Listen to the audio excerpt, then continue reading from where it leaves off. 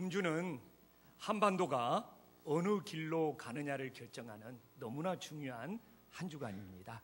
먼저는 북미 대화를 통하여 한반도의 비핵화와 평화의 길로 갈 수 있는 하나님의 인도하심의 역사가 일어나고, 또 하나는 이 지자체를 통하여 정말 주민들의 마음을 헤아려 줄 수 있는 그런 선한 목민들이 선출될 수 있기를 간절히 소망합니다. 정말 한 주간 동안 제가 떨려요. 하나님, 이 나라의 민족 긍휼히 여기시고 불쌍히 여겨주셔서 정말 하나님의 뜻대로 모든 것이 선한 길로 진행될 수 있기를 간절히 소망합니다. 오늘 본문의 말씀을 보면 사도 바울이 로마 교인들에게 어떻게 신앙생활을 해야 되는지를 권면하는 말씀입니다. 로마서 12장을 보면 전반부는 하나님 앞에 영적 예배를 어떻게 드려야 되느냐, 또 오늘 후반부에는 영적 예배를 드린 그리스도인들이 어떻게 신앙생활을 해야 되느냐를 권면하고 있습니다.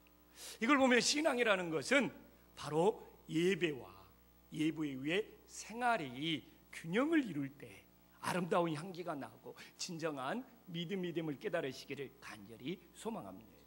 저는 오늘 설교를 전하면서도 두렵고 떨려요. 하나님께서는 놀랍게도 제가 한 설교에 대해서 조영식 목사, 네가 금주에 이렇게 설교했냐? 그러면 주중에 그 설교대로 살고 있느냐를 하나님이 늘 다른 길로 저울질 하신다는 정말 그런 전율을 느끼면서 살아가고 있습니다. 그래서 매주 설교한 것에 대해서 한 주간 동안 그대로 생활하느냐를 하나님이 항상 물어보는 느낌 속에 오늘도 기대 반 설레임 반이 있습니다. 지난주도 도마뱀이 꼬리를 자르는 걸 통하여 죄악의 꼬리를 잘라내라는 메시지를 전했는데 주중에 하나님께서 저에게 물어보시는 거예요.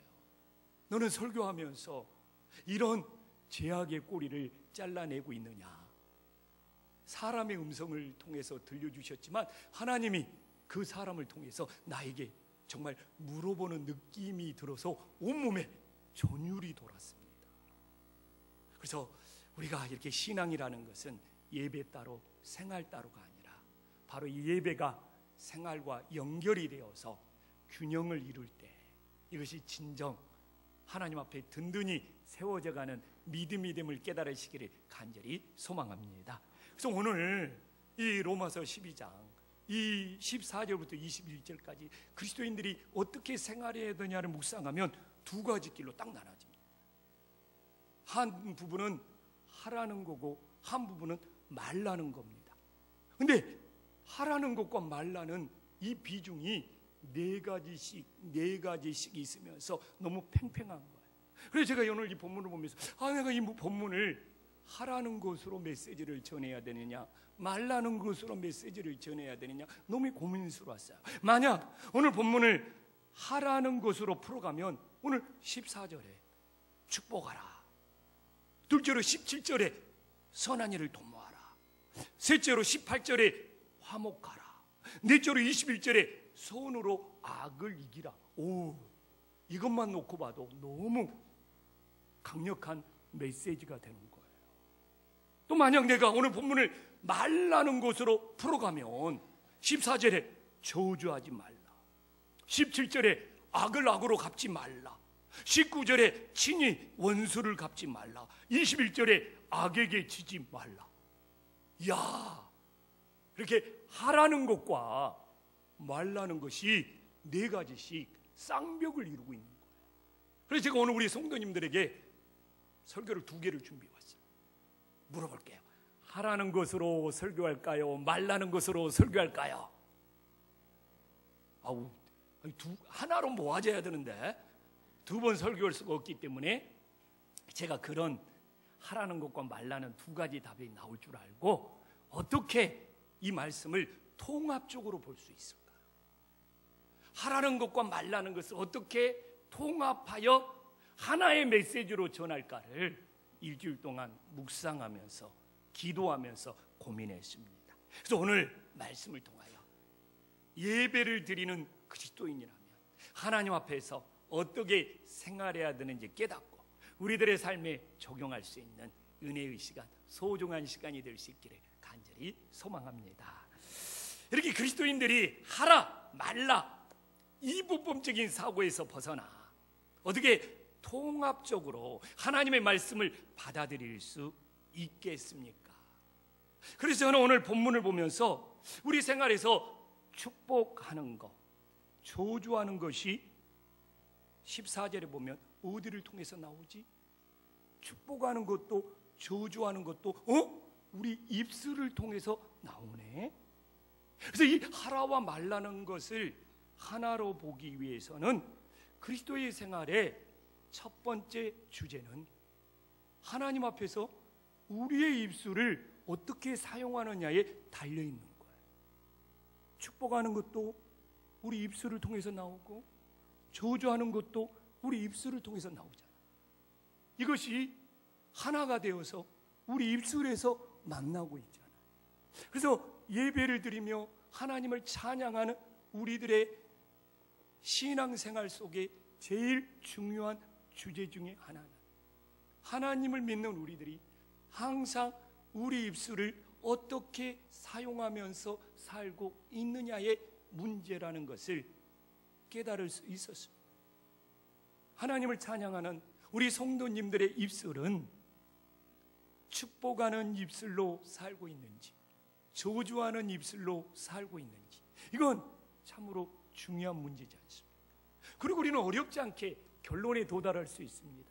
우리가 예수님을 믿는 입술이라면 저주하지 말고 축복하면서 살아야지. 이걸 너무나 당연하게 또 때로는 교리, 도구마로 우리는 쉽게 받아들일 수 있습니다.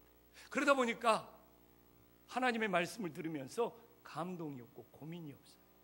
그래서 하나님의 말씀은 어떻게 만나느냐? 지금 내가 처한 상황이 어떤 상황이냐를 무시하면 도구마, 교리가 되고 율법이 되는 거예요. 그래서 하나님의 말씀은 항상 우리 상황 속에 만날 때 도구마가 되지 않고 율법이 되지 않고 살아있는 말씀이 되는 거예요. 그래서 오늘 우리들의 입술이 저주하지 않고 축복해야 된다는 것은 너무 당연하고 어렵지 않게 받아들일 수 있는데 사도 바울은 상황을 제시하고 있어요. 14절에 보면 로마 교인들이 박해를 받는 상황이라는 겁니다. 지금 로마 교인들을 박해하는 자가 있어요. 우리가 상황 속으로 들어가니까 고민이 생긴 거예요. 누군가가 나를 박해할 때, 누군가가 나를 핍박할 때, 누군가가 나를 괴롭힐 때 그때도 저주하지 않고 축복할 수 있느냐? 이건 쉬운 문제가 아니에요. 이건 당연한 문제가 아니에요. 이건 우리들에게 엄청난 고민을 던져주고 있습니다. 이처럼 하나님의 말씀이라는 것이 우리 상황을 떠나버리면, 우리 상황을 무시해버리면 그냥 교리예요. 그냥 도구마예요. 그러나 우리 상황 속으로 들어오면 우리들에게 엄청난 고민을 던져주게 되는 거고 이 고민 속에 기도하면서 하나님 앞에 나아가게 됨을 깨달으시기를 간절히 소망합니다. 그래서 하나님의 말씀을 우리의 상황 없이 만나면 건조한 말씀이 될 수 있어요. 예수님 믿는 사람의 입술은 저주하지 말고 축복해야 된다. 너무 당연한 거예요. 그러나 너가 그렇게 핍박을 받는데 누군가가 너를 괴롭히고 있는데 너가 그렇게 고난받고 있는데 그 상황 속에서도 저주하지 않고 축복할 수 있느냐? 이건 우리들에게 고민의 문제고 우리들에게 기도의 문제가 된다는 것을 깨닫고 하나님의 말씀을 늘 우리들의 처한 상황 속에서 그 말씀이 우리들의 삶을 주장하고 움직일 수 있는 능력의 살아있는 말씀이 될 수 있기를 간절히 소망합니다.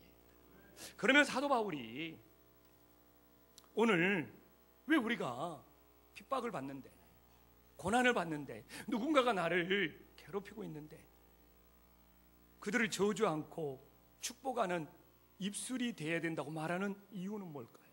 그걸 통해서 내 자신이 어떤 그리스도인인 줄을 알 수가 있는 거예요. 핍박을 당할 때 핍박하는 자를 저주하면 이 사람은 이런 그리스도인이구나. 내가 그런 핍박을 받으면서도 그 사람을 축복할 수 있다면 이 사람은 어떤 그리스도인이냐, 이것이 분별되고 이것이 구별되고 이것이 드러나게 된다는 거예요. 그래서 사도 바울이 갈라디아서 4장 29절에 보면 육체를 따라 난 자들이 성령을 따라 난 자들을 박해한다는 거예요. 핍박한다는 거예요. 그래서 우리는 여기서 아주 중요한 문제를 깨닫게 됩니다. 만약 내가 박해를 받는데, 핍박을 받는데, 어려움을 당하는데 그 사람을 저주하면 내 신앙은 육체를 따라 난 신앙생활을 하고 있는 거예요. 그러나 누군가에게 내가 박해를 받고 고난을 받는데 그 영혼을 축복할 수 있다면, 내 입술이 그 영혼을 축복한다면 나는 이제 육체를 따라 난 자의 신앙에서 성령을 따라 난 자의 신앙으로 변화되었던 증거가 됨을 믿으시기를 간절히 소망합니다. 그래서 우리가 신앙생활하면서 고난을 받아볼 때, 핍박을 받아볼 때 아직도 육체를 따라 난 자의 신앙으로 머물고 있는지 성령을 따라 난 자의 신앙으로 변화됐는지가 거기서 구별되고 거기서 드러나는 거예요. 우리들이 예수님께 구원받았다면 계속 육체를 따라 난 자의 삶을 살면서 누가 핍박하면 그 사람 저주하고 언제까지 살아가겠습니까? 이제는 우리들이 다 성령을 따라 난 자의 삶으로 변화되어서 누가 나를 박해할지라도 오히려 그 사람을 축복해 줄 수 있는 진정 성령을 따라 난 자의 삶이 되기를 간절히 소망합니다. 사실 다른 사람을 저주하면 자기 자신을 동시에 저주하고 있는 거예요. 다른 사람을 축복하면 자기 자신을 축복하고 있는 거예요. 그래서 박해받을지라도 그 사람을 축복할 때 오히려 내 자신을 축복하면서 그 박해 속에 내 영혼을 살리고 있는 것이 되는 거예요. 그래서 우리 옆 사람하고 인사 한번 나누겠습니다. 당신이 나를 괴롭힐지라도 나는 당신을 축복합니다.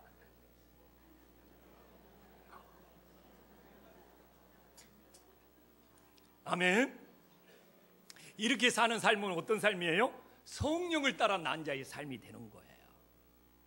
그것은 결국 내 자신을 축복하고 있는 것이 되는 거예요.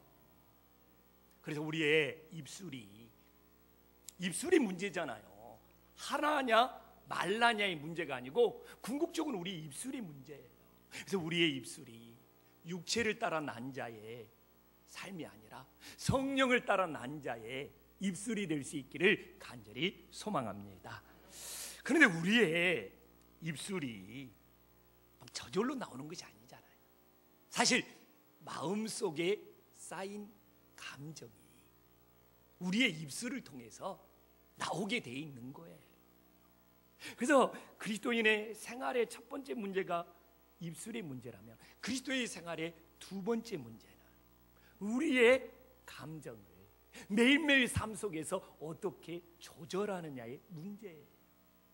지금 이 시대가요, 특히 예수님을 믿는 사람들이 감정을 다스리지 못하고 감정을 조절하지 못해버리면 덕을 세울 수 없고 하나님의 영광을 가려요.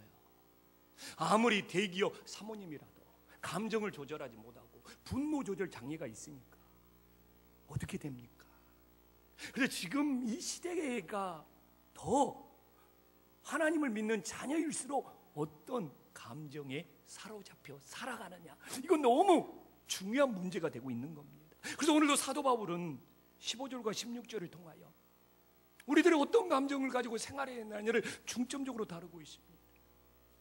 우리가 예수님을 믿는 자녀라면 오늘 15절에 봐보십시오. 그리스도인은 함께 즐거워하고 함께 울어줄 수 있는 감정이 있어야 된다는 겁니다. 지금 교회 공동체가 시대의 분위기에 말려서 함께 하는 감정이 메말라가고 있어요. 함께 아파주고 함께 울어주는 것이 사랑의 공동체고 믿음의 공동체인데 지금의 이 시대가 어떻게 흐르고 있습니까? 개인주의로 흐르고 있잖아요. 너무 개인주의로 흐르다 보니까 교회까지도 함께 울어주고 함께 아파해주고 함께 즐거워해주는 그 함께라는 것이 희미해지고 메말라지고 있는 안타까운 시대에 살아가고 있잖아요. 그럴지라도 우리 김포한신교회는 함께 울어주고 함께 즐거워해 줄 수 있는 그런 사랑의 감정이 역사할 수 있기를 간절히 소망합니다. 가끔 제가 그런 것을 보게 돼요. 어떤 영혼이 힘들어서 울고 있으면 에이, 하나님 믿는 사람이 울면 안 돼, 이런 이야기를 가끔 많이 하는 경우를 보게 돼요. 저는 그건 좀 공감의 능력이 부족하지 않나 생각을 합니다. 그건 오히려 믿음으로 상대방을 정죄하고 있는 거예요. 오히려 울고 있을 때는 하나님 믿는 사람이 울면 안 돼가 아니라 함께 울어주는 것이 진짜 그 사람을 위로해 줄 수 있는 성령의 역사가 됨을 믿으시기를 간절히 소망합니다. 그리고 또 그냥 누가 즐거워하면 예수님 믿는 사람이 영적인 시기, 영적인 질투가 무섭다고 그러잖아요. 그 즐거워하는 꼴을 못 봐. 참, 함께 그냥 즐거워해 주면 되는 건데, 함께 기뻐해 주면 되는 건데, 누가 울고 있으면 에이, 믿는 사람이 울면 뭐 어찐다, 그건 아니에요. 충분히 울 수 있도록 함께 울어주는 것이 그 사람을 위로해 주는 성령의 역사가 되는 거예요. 그래서 우리가 세상이 아무리 개인주의로 변화되고 있을지라도 예수님을 믿는 하나님의 자녀들이라면 함께 즐거워해주고 함께 울어줄 수 있는 이 성령의 역사하는 그 은혜의 감정들이 넘쳐날 수 있기를 간절히 소망합니다. 또한 그리스도인들은 어떤 감정을 가져야 되느냐, 오늘 16절에 보면 서로 마음을 같이 하는 감정을 가져야 된다는 거, 이건 함께하는 감정하고 뉘앙스가 다릅니다. 여기서 서로 마음을 같이 하는 감정은 같은 목적을 추구한다는 거예요. 같은 비전을 추구한다는 거예요. 오늘도 우리 장로님이 너무 우리 교회가 같은 마음을 가지고 나가야 될 비전을 기도로 잘 해주셨어요. 우리 그리스도 안에서 오늘도 우리 교회 속에서 모든 성도가 같은 마음을 가지고 서로 추구해야 될 비전은 뭡니까? 저는 사도행전 1장 8절이라고 생각을 합니다. 우리 한 목소리 읽어보겠습니다. 시작. 오직 성령이 너희에게 임하시면 너희가 권능을 받고 예루살렘과 온 유대와 사마리와 땅끝까지 이르러 내 증이. 저는 이것이 교회의 존재의 목적이라고 생각합니다. 믿습니다. 근데 봐보십시오. 여기도 성령이 임하지 아니하면 땅끝까지 선교하는 복음을 전하는 같은 마음을 가질 수가 없어요. 우리들이 모두 오직 성령이 임하시며 너희가 권능을 받고 예루살렘에서 시작해서 땅끝까지 예수님의 증인이 된다는 것처럼 우리들이 성령을 받아야지만, 교회가 존재하는 목적은 모든 성도들이 서로 같은 마음을 가지고 땅끝까지 선교하는 일에 동참해야 된다는 영적인 눈이 열리게 되는 거예요. 그러나 교회가 모든 사람이 성령을 받느냐 이거예요. 그래서 때로는 성령 받지 않는 사람들이 성령 받아서 선교하는 사람들을 비방하고 핍박할 수도 있어요. 그럴지라도 성령 받아서 선교하는 사람은 핍박하는 사람을 어떻게 해야 된다고요? 축복해 줘야지 진짜 성령 받아서 예수님 섬기는 사람이 되는 거예요. 사실 교회에서 막 열심히 섬기고 봉사해도 그걸 격려해 주고 칭찬해 주기보다는 때로는 시기하고 질투하고 핍박도 할 수 있어요. 그럴지라도 진짜 성령 받아서 섬기면 그 사람을 축복해 주는 거예요. 그럴 때 우리에게 하나님의 더 큰 축복이 임함을 믿으시기를 간절히 소망합니다. 그래서 우리 김포한신교회는 정말 모두가 성령 받아 서로 마음을 같이하여 하나님의 예수님의 지상 명령이자 교회의 존재의 목적인 정말 예수님 오시기 전에 땅끝까지 십자가의 복음을 전하며 선교하는 일에 마음을 다할 수 있는 예수님을 따르는 제자의 교회가 될 수 있기를 간절히 소망합니다. 그리고 제일 중요한 것이 예수님을 믿으면 믿을수록 16절 후반부에 나와 있지만 지혜 있는 체 하지 말아요. 이건 우리를 속이는 감정이에요. 여기서 지혜 있는 체 한다는 것은 뭡니까? 높은 데 마음을 두는 거예요. 높은 데 마음을 두는 거예요. 예수님 믿는 사람은 낮은 데 처하는 것이 하나님을 따르는 진짜 지혜인데 오히려 높은 데 마음을 두면서 지혜 있는 척 한다는 거예요. 근데 여기서 높은 데 마음을 둔다는 것은 뭐냐? 자신을 과대 포장한다는 거예요. 자기 수준을 망각하고 자기가 대단한 사람이라고 자기 자신을 과대 포장하는 것이 높은 데 마음을 두는 거예요. 그러나 낮은 데 처한다는 것은 뭐냐? 자신을 과대 평가하지 않고 하나님 앞에 겸손히 자기 자신을 낮춘다는 거예요. 그래서 우리가 좀 혼동하지 말아야 될 것이 있어요.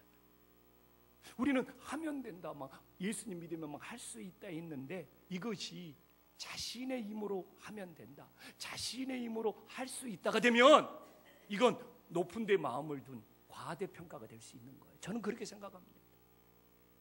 오히려 우리는 할 수 없는데 누가 할 수 있어요? 예수님이 할 수 있고, 우리는 하면 안 되는 것도 많아요. 경험하고 살잖아요. 그러나 예수님이 하시면 모든 것이 된다고 믿는 것이 진짜 믿음이 됨을 깨달으시기를 간절히 소망합니다. 그러나 우리는 높은 데 마음을 두고 과대평가에서 혼동하는 경우가 있잖아요. 우리가 하면 되고 우리가 할 수 있는 것처럼 착각하는 그런 혼합된 신앙들이 있다는 말입니다. 이제는 그 눈꺼풀들을 걷어내고 오히려 우리가 할 수 없을지라도, 우리가 하면 안 될지라도 정말 하나님을 의지하여, 예수님을 의지하여 예수님이 하시면 되고 예수님을 통하여 할 수 있는, 그리고 우리가 낮은 데 처하여 하나님을 따를 수 있는 믿음의 역사가 일어나기를 간절히 소망합니다. 우리는 예수님을 따르는 우리들이 입술의 문제, 우리들의 감정의 문제를 얼마나 잘 다뤄야 되는지를 지금 나누고 있습니다. 그러나 제일 중요한 또 하나의 문제가 남아 있습니다. 그건 사람의 관계입니다. 인간의 관계입니다. 사람의 관계 속에 어떻게 악에게 지지 않고 선으로 악을 이길 수 있느냐, 예수님을 믿으면서 이것이 저는 제일 중요한 문제라고 생각을 합니다. 사실 사람의 관계 속에서 악에게 지지 않고 선으로 악을 이겨낼 때 우리들의 입술도 바르게 사용할 수 있고 우리들의 감정도 바르게 다스릴 수 있기 때문입니다. 그래서 오늘 17절에 보면 사도 바울은 악을 악으로 갚지 말라고 말하고 있습니다. 그런데 이게 쉬운 일이 아니에요. 사도 바울도 그걸 알 수 있어요. 그래서 이 17절이 18절과 연결이 돼야 돼요. 그리고 18절을 시작하면서 할 수 있거든. 이 말은 뭔지 압니까? 사람은 할 수 없는 경우가 더 많다는 거예요. 아니, 악을 악으로 갚지 말아야 되는데 이건 너무 당연한 거잖아요. 근데 우리들의 상황은 할 수 있거든이란 말은 할 수 없을 때가 더 많은 것이 우리들의 현실, 우리들의 상황이라는 거예요. 그럼 어떻게 해요? 악을 악으로 갚지 않고 살아가면 좋은데 할 수 있거든. 인간들은 할 수 없는 경우가 더 많다는 거예요. 그럼 우리는 어떻게 해야 됩니까? 그래서 19절에 답이 나오는 거예요. 그래서 내 사랑하는 자들아, 너희가 친히 원수를 갚지 말고 하나님의 진노하심에 맡기라는 거예요. 우리가 할 수 없기 때문에 머리로는 다 알아요. 악을 악으로 갚지 말라는 것을 머리로는 다 알아요. 그러나 우리의 상황 속에서는 할 수가 없어요. 그렇기 때문에 성령으로 난 자들이 진짜 해야 되는 것은 내가 친히 갚으려고 하지 말고 하나님의 진노하심에 맡겨야 되는 거예요. 그렇기 때문에 오늘 17절에서 19절로 하나님의 말씀이 연결되기 위해서는 18절에 할 수 있거든이 우리의 걸림돌이라는 것을 알아야 돼요. 할 수 없는 경우가 더 많다는 그 의미가 내포되어 있습니다. 하고 싶어도 안 된다는 거예요. 그렇기 때문에 우리들이 취할 수 있는 최고의 방법은, 영적인 원리는 내가 직접 하려고 하지 말고 하나님의 진노하심에 맡기는 것이 가장 지혜롭다는 것을 우리들에게 보여주고 있습니다. 우리가 친히 원수 갚지 말라는 이유는 무엇입니까? 상대방에게 내가 똑같이 원수를 갚으려고 하는 즉시 나도 그 사람하고 동일한 사람이 되어버리는 거예요. 그래서 사단의 전략을 보면요, 우리들에게 끊임없이 악한 사람을 만나게 해주시는 거예요. 그 이유는 뭡니까? 악한 사람을 상대하면서 자신도 악해져라는 거예요. 그래서 어떤 목사가 기도하면서 하나님 앞에 탄식하면서 따졌다는 거예요. 왜 이렇게 우리 교회는 좋은 성도보다도 악한 성도가 더 많냐? 그래서 그냥 감동을 받았겠죠. 성령이 따는 이유가 없다. 너가 악해지는가, 너가 안 악해지는가, 이걸 보려고 한다는 거예요. 너가 그런 상황 속에서도 악해지지 아니하면 그 사람들을 변화시킬 수 있다는 것이죠. 그러나 너도 똑같이 악해지면 그 사람들을 변화시키는 것이 아니라 너도 같이 타락하게 된다는 거잖아요.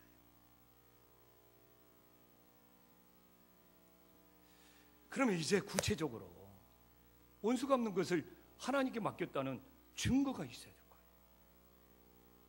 말로만 할 수 없는 거 아니잖아요. 그래서 20절이 나오는 거예요. 이게 하나님께 내가 직접 원수 갚지 않고 하나님의 진노에 모든 것을 맡겼다는 것이죠. 함께 읽어보겠습니다. 시작.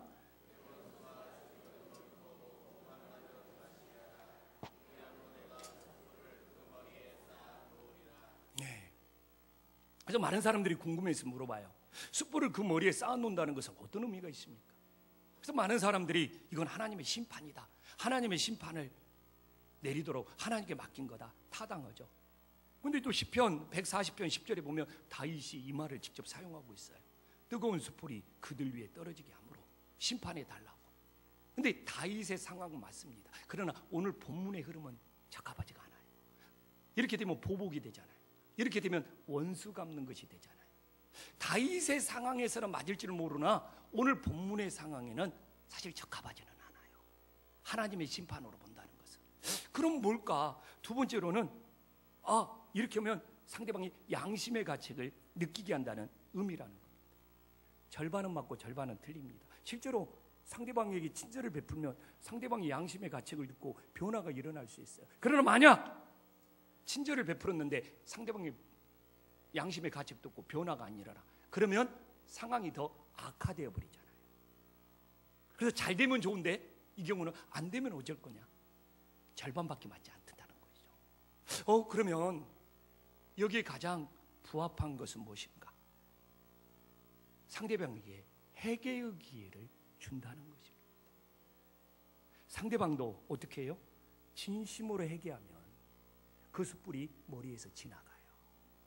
그러나 상대방이 회개하지 아니하면 결국은 나중에라도 하나님의 진노의 심판을 받게 된다는 것이죠.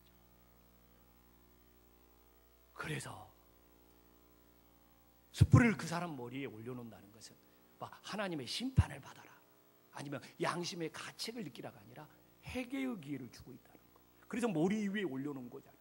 회개의 기회를 주고 있다는 거예요. 그 사람이 회개하느냐에 따라서 그 사람의 악길이 결정된다는 겁니다.